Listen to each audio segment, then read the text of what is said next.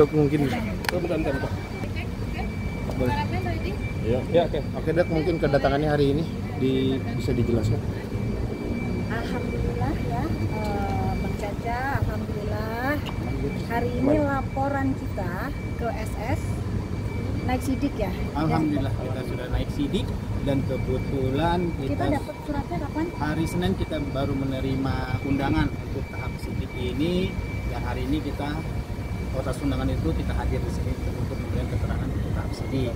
Gitu. Jadi terhadap laporan kita terkait untuk Sheila Sofia SS terkait dengan penyebaran data pribadi yang bisa kita bilang memang memakan waktu lama dari laporan kita itu di bulan Februari.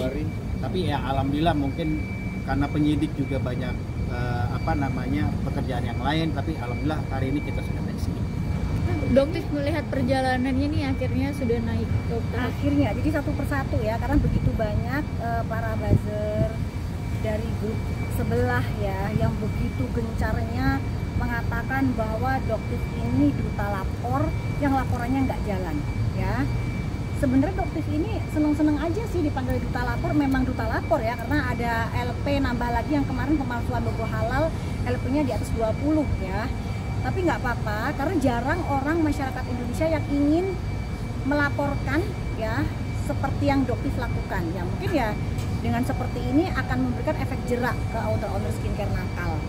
Nah, dan ternyata ini adalah salah satu lagi terbukti naik sidik. Jadi yang kemarin yang Suneo juga udah naik sidik, yang persekusi juga SS naik sidik, yang ini juga kembali PDP naik sidik, ya, dan pasalnya lumayan mengerikan ya. Betul. Yang kalau ya ancaman hukumannya yang kita tahu itu maksimal di atas 9 tahun. Maksimal 9 tahun. Jadi ini juga pelajarannya buat kalian.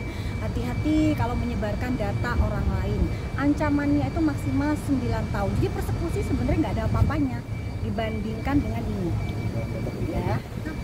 Dokter, ada berapa LP sih di Polda itu? Sorry, ini kan mengingatkan lagi kalau ini kasus yang mana yang diperiksa gitu, yang LP yang Kalau yang ini LP dari penyebar data pribadi, PDP. yang SS. Ya SS. Oke. Jadi hari ini khusus untuk yang LPSS aja. Hanya untuk LPSS, karena yang untuk masalah yang baru yang kemarin ya, Jandok juga minta dikawal itu adalah dugaan pemalsuan logo halal ya oleh brand L ya, Lentip itu, yang ownernya diduga juga MH ya. Di situ itu juga ada dugaan tindak pidana. Jadi kita nggak boleh ya masang-masang logo halal kalau sertifikat halal belum keluar. Yang Dokter pikirkan bagaimana dengan para UMKM atau pengusaha-pengusaha yang benar ya, yang mengurus sertifikat halal dengan benar, baru mereka berani meletakkan logo halal. Ini nggak ada sertifikatnya kok tiba-tiba mak bedunduk, bahasanya gitu ya, jadi mak bedunduk nemplokin ya gitu. Dan ternyata kan memang terpantau mereka adalah satu kubu. Jadi yang satunya Suneo menempelkan stiker halal, relabeling live skin dengan DNA salmon di rumah saja. Ya, yang satunya nemplokin logo halal yang diduga palsu. Ini dipanggil di gedung promoter. Biasanya kan di Sundop. Nah, coba dijelaskan. Jadi begini, sebenarnya untuk terkait dengan PDP ini kita diperiksa di gedung di Trimum, di gedung cyber lantai 5, karena berhubung dengan kondisi gedung cyber itu sedang dalam renovasi, jadi dipindahkan oleh penyidik kesini. Dan kebetulan bukan kita aja, juga banyak yang terkait dengan pemeriksaan cyber gitu. Dengan atas info dari tim penyidik sebentar dipindahkan dulu karena renovasi masih berlangsung, kemungkinan baru bisa dipakai tahun depan untuk gedung cyber ya, untuk lantai 5 cyber. Oh, terus untuk yang kasusnya Suneo ya, perkembangannya kalian bakalan dapetin kejutan dalam waktu dekat ya. Akan kejutan dalam waktu dekat, tuh nggak Bang Caca? Betul. Sudah Ya. naik sidik juga. Oh sudah, kalau itu sudah naik sidik akan ada kejutan. Kalian sudah pasti tahu ya apa kejutannya ya. Ya, jadi di sini ya kan akunnya Doktif disita di Polres Jakarta Selatan atas laporan dari DRL bahwa Doktif melakukan pencemaran nama baik pada saat Doktif mengatakan bahwa dia tidak memiliki surat izin praktek di Athena Palembang. Nah, yang perlu ditekankan di sini, doktif itu benar-benar menjadi pasien ke klinik Athena Palembang. Jadi bukan menyamar, ya.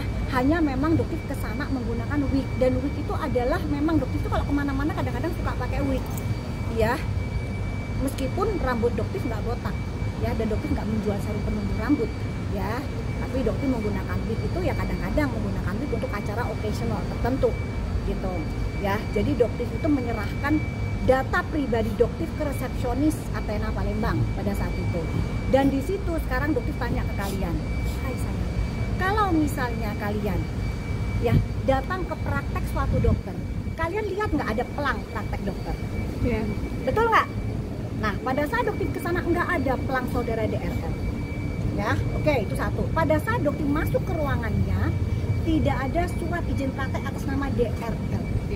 Pada saat doktif menemui dokter yang praktek di situ, pada saat doktif tanyakan, dokternya nggak bisa menjawab. Dari situlah makanya doktif berkata bahwa DRL tidak memiliki surat izin praktek. Kenapa? Karena dalam mata hukum, ya harusnya kan ada atau tidak, betul tidak? Beliau masih melakukan tindakan di Athena Palembang, ya. Jadi harusnya apa? Harusnya yang meletakkan surat izin praktek yang mudah dilihat oleh konsumen, ya. Tapi dari situ akhirnya kasusnya naik sidik yang menurut dokter agak aneh. Apakah ini dikondisikan, ya, di Polres Jakarta Selatan? Tapi yang jelas dokter nggak ada takut-takutnya. Dan akhirnya akun dokter disita. Dugaan dokter penyitaan akun ini ada kaitannya dengan bargaining laporan dokter yang di PMJ. Maksudnya bargaining itu jadi ada maksud untuk kalau misalnya nanti doktif diperkirakan dengan akunnya doktif itu disita, doktif takut dapat rugi, nggak bisa jualan, ya. Terus doktif nggak bisa ngasilin endorse dan bla bla bla seperti tuduhan kalian semua, ya. Maaf, doktif sampaikan ke DRL, ya. Doktif tidak akan pernah mencabut laporan doktif, ya, atas dugaan pemalsuan atau relabeling atau logo tomat di PMJ. Kenapa? Karena yang dirugikan itu ratusan miliar, ya, jutaan masyarakat yang dirugikan. Sementara kamu melaporkan doktif atas nama pencemaran nama baik, yang dirugikan hanya doktif. Seandainya doktif hanya memikirkan diri doktif sendiri, ya, pasti doktif udahlah doktif cabutlah PMJ. Yang penting akun doktif kembali. Oh maaf DRL, tidak akan pernah terjadi. Biar akun doktif diambil, terserah. Tapi yang penting uang kalian, hak masyarakat Indonesia dikembalikan. Itu tugasnya dokter muncul di sini, ya. Jadi akan terbukti dengan berjalannya waktu siapa dokter. Ya, dokter hanya meminta hak masyarakat yang sudah dia makan dikembalikan. Ini dengan naiknya sidik, dokter, artinya semua data udah lengkap, bukti sudah lengkap ya.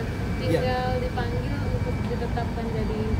Ya, itu gitu. kalau untuk seperti itu coba nanti tanya ke tim penyidik. Yang jelas aja. kita hari ini datang sebagai dari pihak pelapor dan juga kita ada pendampingan saksi juga, dan kebetulan masih ada satu saksi lagi yang diperiksa. Nah, untuk selanjutnya akan kemungkinan untuk dipanggil pihak terlapor yaitu saudari SS, dan kemungkinan kita tidak tahu apa yang tindakan yang akan diambil oleh tim penyidik karena ini terkait dengan ITE dan ini penyebarannya melalui Instagram.